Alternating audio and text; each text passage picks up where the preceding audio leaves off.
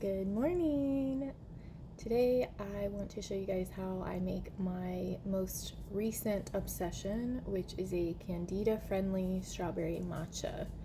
And I'll show you what all you're going to need to do my recipe.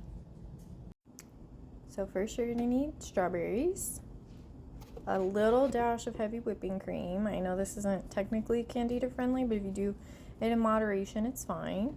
Unsweet almond milk, stevia, your favorite cup, matcha powder.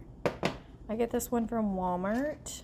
A little spoon to get it out of your container. I use a frother for the heavy cream and the strawberries to make the cold foam. And then a little blender cup, as you'll see in a sec.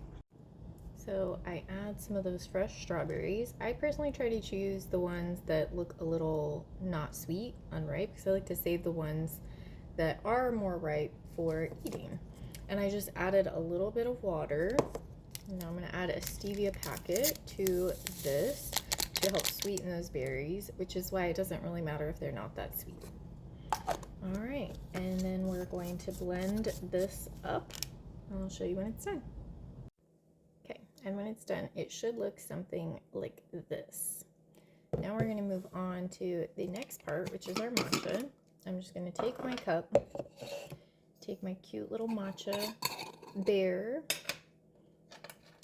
and I personally like a fair amount of matcha flavoring in mine. You can kind of do this to taste. You can do 1 spoon, or I do 2 just teeny little teaspoons, just because that's what's over there by my matcha.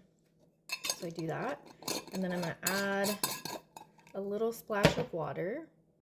Okay, now that we have our water and our matcha, I'm just going to take my frother to make sure that that powder gets really well blended, because you don't want chunks of powder in there.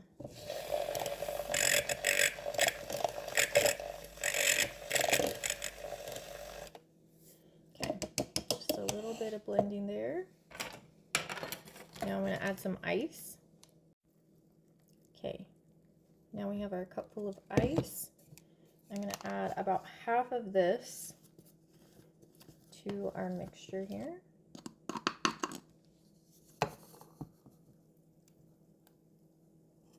And then you want to save the other half, because we're going to be using that to make a cold foam.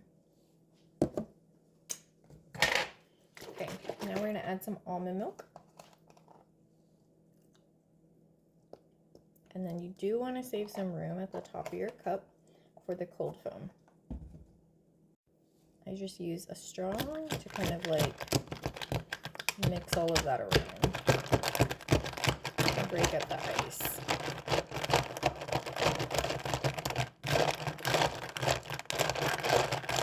Okay, now for the cold foam, we're going to take the rest of that strawberry puree.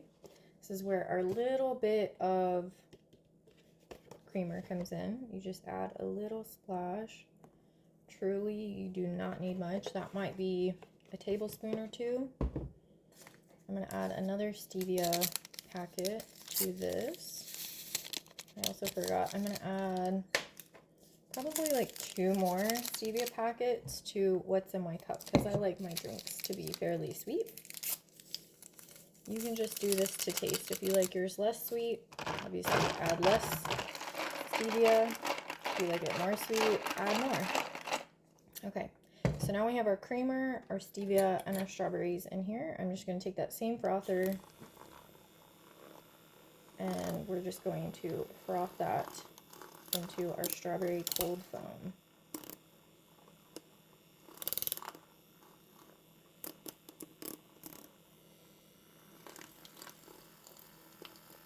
As you can see, it's starting to really fluff up, which is exactly what we want.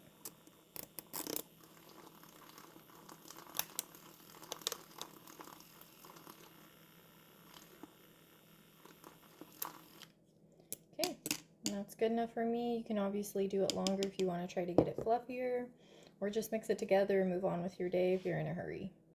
Okay, now for the finale, we are going to add the cold foam to the top. Oh, I made a little too much. So what I'm going to do is I'm just going to drink this, mix this a little bit, drink it down, and then I'll add some more cold foam.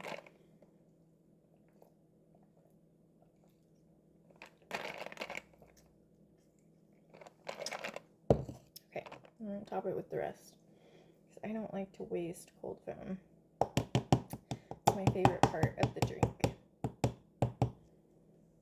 Okay, all right, and then there we, oop, making a mess, but there we have it. There's our strawberry cold foam matcha latte. I hope you love it as much as I do.